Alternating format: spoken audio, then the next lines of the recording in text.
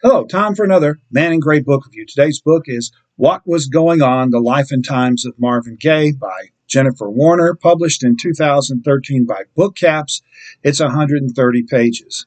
Marvin Gaye was one of the most popular and influential R&B singers and songwriters of the 1960s and 1970s. Among his many hits were I Heard It Through the Grapevine, You're All I Need to Get By, What's Going On, Inner City Blues, Got to Give It Up, Let's Get It On, and Sexual Healing. But Gaye's personal life was beyond tragic. In fact, this book often reads like some kind of B novel with all kinds of incredible, hard to believe, tragic incidents. Marvin Gaye's parents were, or his family life was, to put it mildly, dysfunctional. In fact, dysfunctional probably doesn't go strong enough. He had periodic mental breakdowns, bouts of depression, heavy drug use, marital discord, and of course, numerous suicide attempts. And of course, at the end of his life, he was shot to death by his own father just a day before the singer's 46th birthday and 4 days after his last suicide attempt, where he ran out onto a highway hoping to be hit by a car. So how someone could be so successful and yet have such a miserable personal life is really intriguing and kind of hard to understand. But the more you read the book, the more you see how Marvin Gaye's whole life was determined by his childhood. His family life was dysfunctional to the extreme, as I said. His father was a man full of contradictions. Marvin Sr.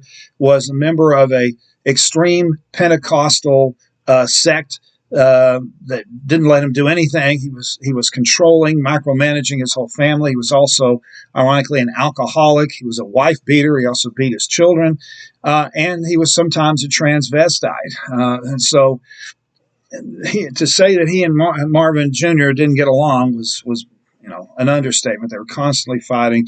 The father was constantly putting down Marvin's artistic ambitions.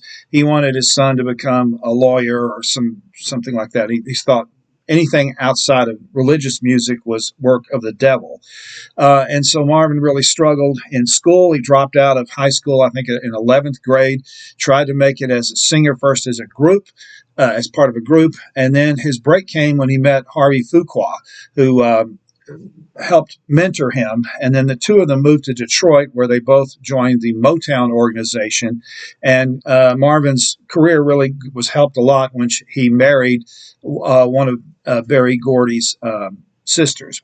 And he struggled for a while working as a session musician. He played drums on a lot of the early Motown records, but eventually he had a big hit with Heard It Through the Grapevine, and then he did a number of very popular duets with Tammy Terrell, a woman who died in her early 20s from a brain tumor, yet another tragic incident in Gaye's life.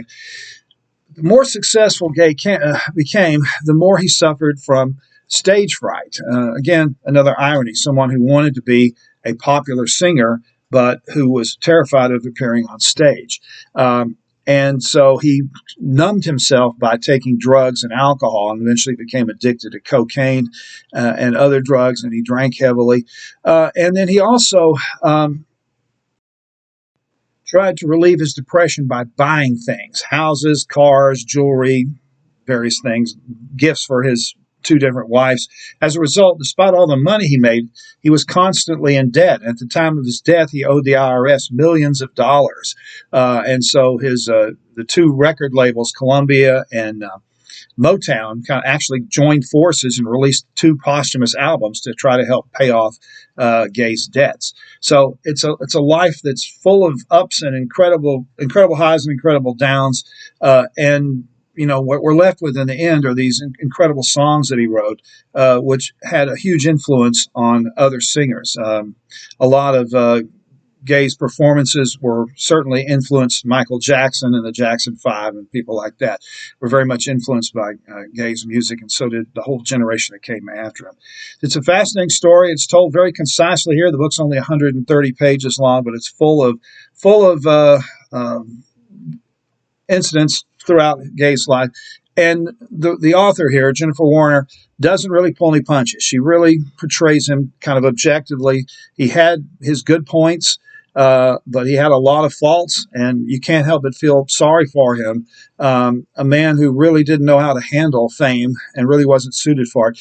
Another one of the ironies of Marvin Gaye is from the beginning, he really wanted to be a ballad singer like Frank Sinatra and Nat King Cole and people like that. In fact, he even recorded an entire album of Nat King Cole songs in tribute to him after he died. But he wound up becoming famous for doing these R&B songs that became increasingly sexual. And of course, the last few records he put out were really kind of almost on the line of being, oral pornography. So he was a man full of contradictions, but his music, I think, has stood the test of time. And it's just sad that his life was such a mess and that he was never able to pull himself together. He had no second act, as F. Scott Fitzgerald once said. The book is What's Going On, The Life and Times of Marvin Gaye. The author is Jennifer Warner. This has been another Man and Great Book Review. Thanks for watching.